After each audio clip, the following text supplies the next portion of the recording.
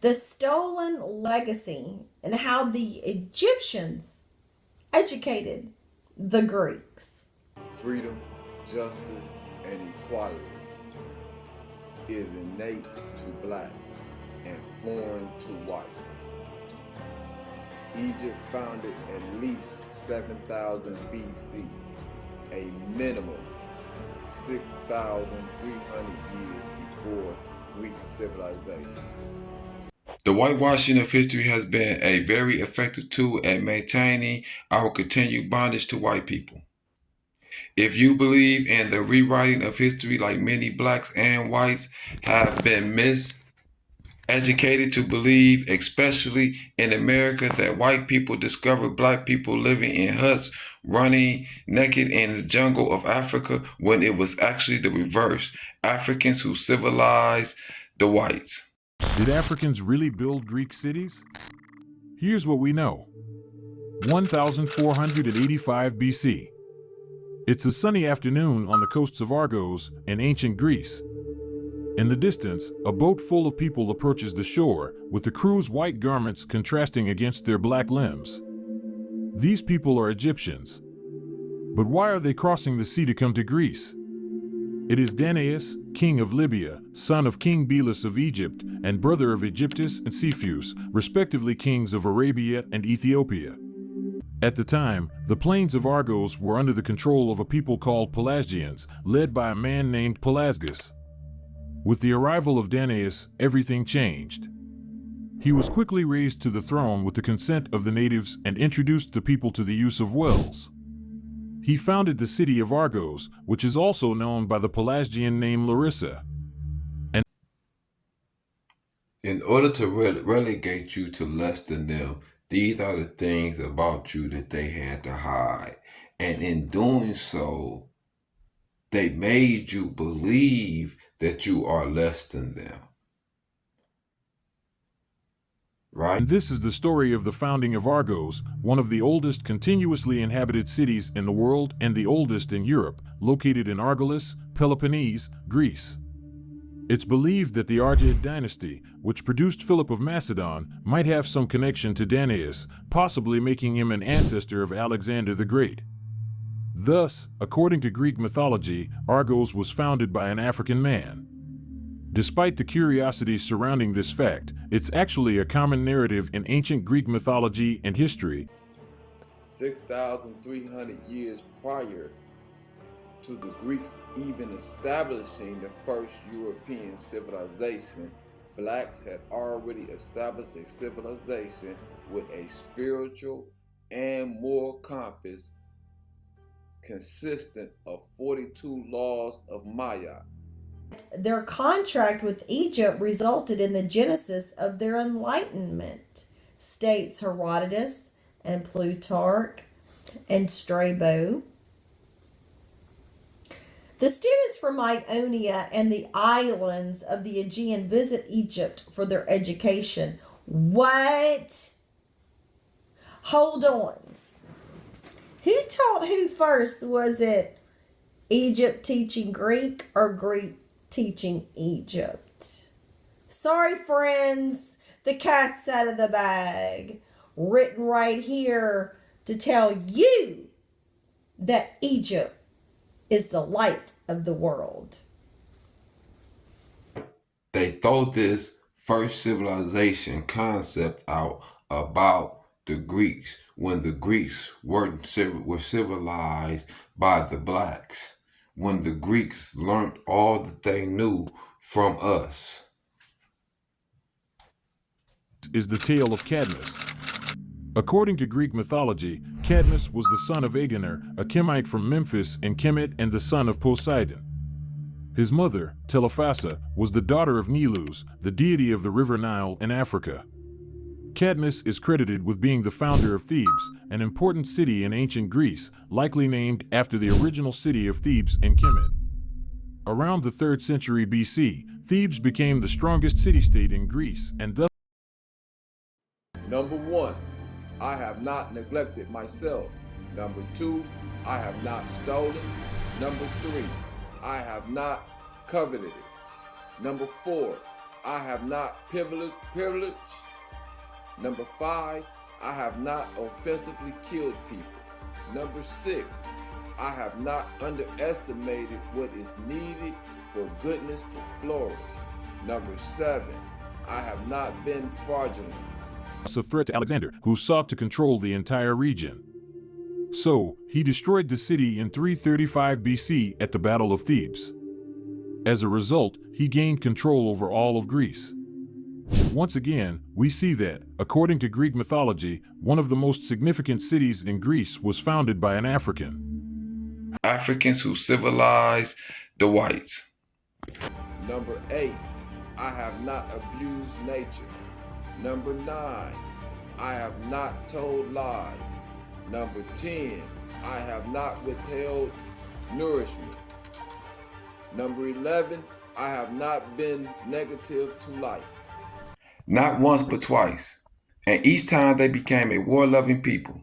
And each time they conquered their black civilizers. The Greeks turned on the Egyptians and the Romans turned on the Etruscans. And every time they gained any power, they always go on a world conquest. Egyptians were forced to make immigration laws restricting the immigration of the Greeks and punishing their infringement by capital punishment, i.e., the sacrifice of the victim. Before the time of Psammetius, that's a pharaoh, the Greeks were not allowed to go beyond the coast of Lower Egypt. But during his reign and that of Amasis, those conditions are modified. Number 12, I have not strayed from morality. Number 13, I have not destroyed what feeds all. Number 14, I have not enslaved nor extorted. I just need us to really understand what we are dealing with and understand who we are as a people and what we are capable of accomplishing when it comes to creating civilizations and how we would thrive better if we were separated from Europeans. Despite the importance of both previously mentioned cities as symbols of ancient Greece and the connection of their founders to powerful Greek figures, there is more to the story. The mere mention of ancient Greece conjures up images of Athens, one of the most iconic cities in the world.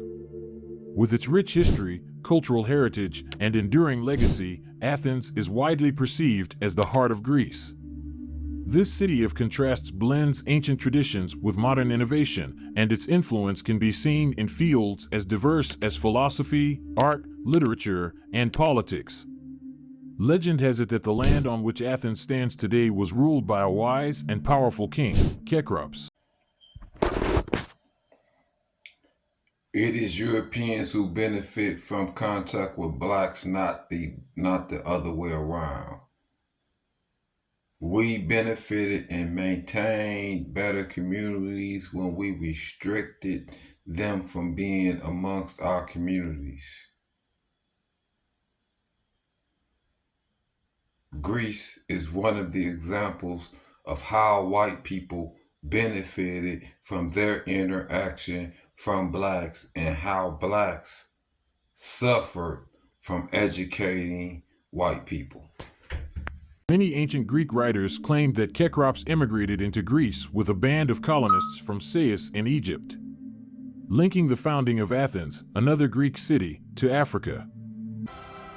Black civilizations held well-established spiritual, humane, environmental, and moral principles at least 6,000 years before any European civilization.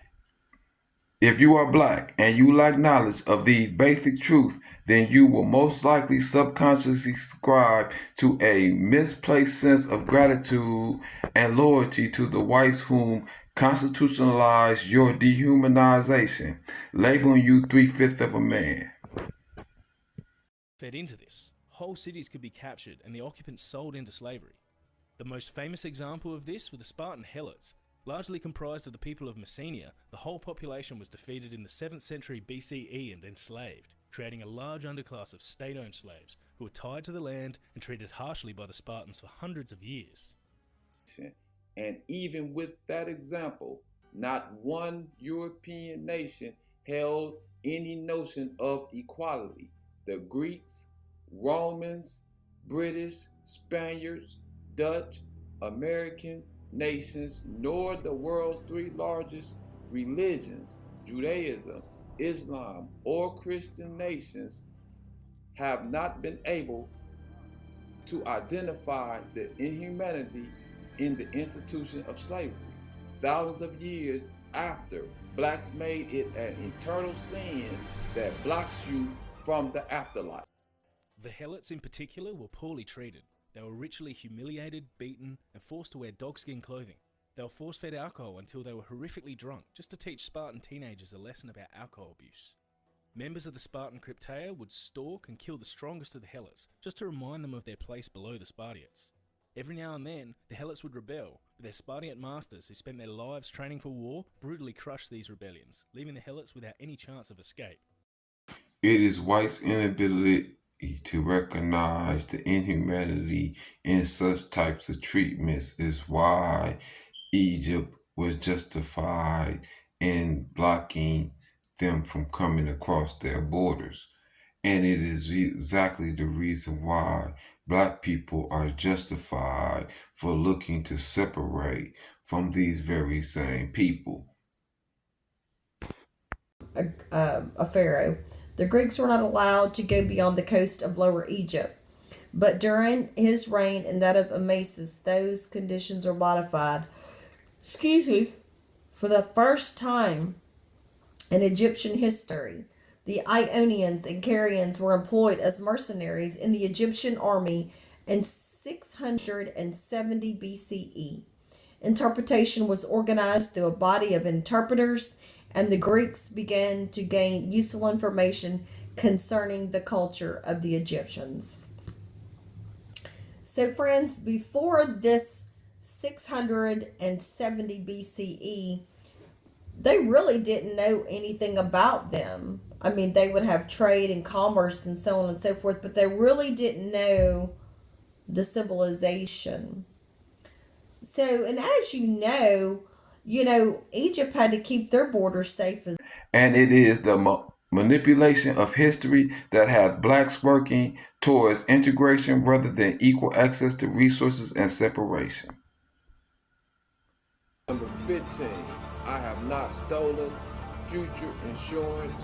Number 16, I have not eavesdropped. Number 17, I have not talked more than I've listened.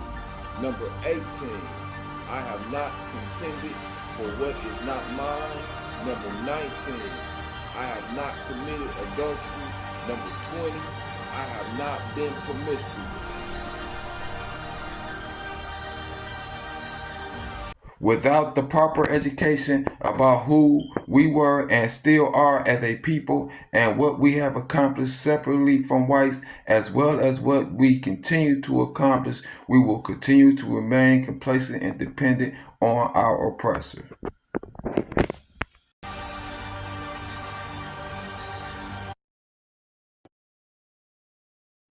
"21. I have not indulged in fear nor other emotions that do not really exist. 22. Have not misled myself nor others away from perfection. 23.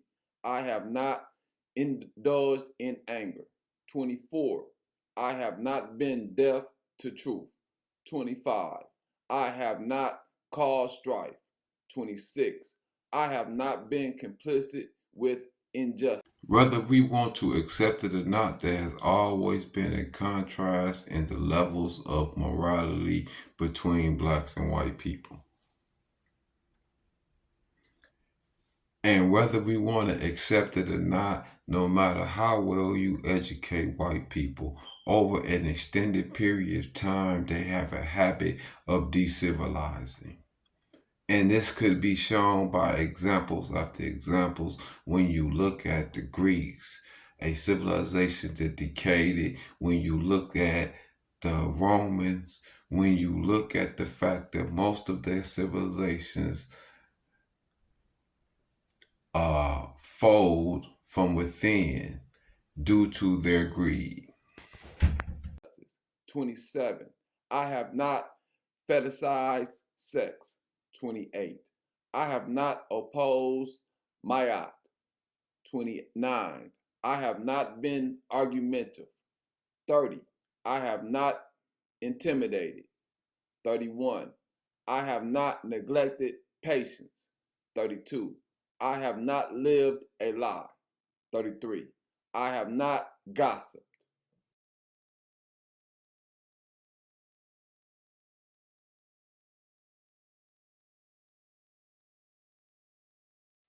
34.